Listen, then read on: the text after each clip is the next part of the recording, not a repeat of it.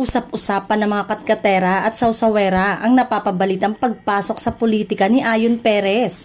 Tatakbo kasi ang partner ni Vice Ganda bilang konsehal sa isang bayan sa Tarlac. Cited din siya sa isang forum kung saan nanumpa siya bilang bagong miyembro ng isang political party na suportado ng kanilang gobernador.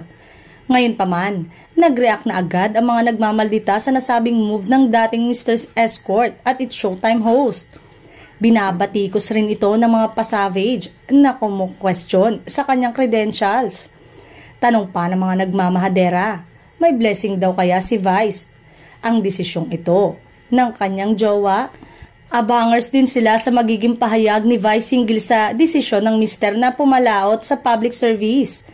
Very vocal kasi noon ang kabogable star sa pagsasabing hate niya ang mga trapo at mga kandidatong mema lang o walang may pagmamalaking credentials. Sa katunayan, may mga nangiengganyo noon sa TV host comedian na sumabak sa politika pero tinanggihan niya ito.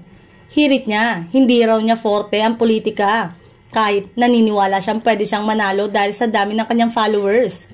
Dagdag pa niya, dahil sa walang kaalaman sa nasabing larangan, baka raw maipahamak pa niya ang Pinas. Say pa niya, hindi raw porket pwede siyang manalo ay tatakbo na siya. Eto naman, ang samot-saring reaksyon ng mga netizen sa pagtakbo ng jowa ni Vice.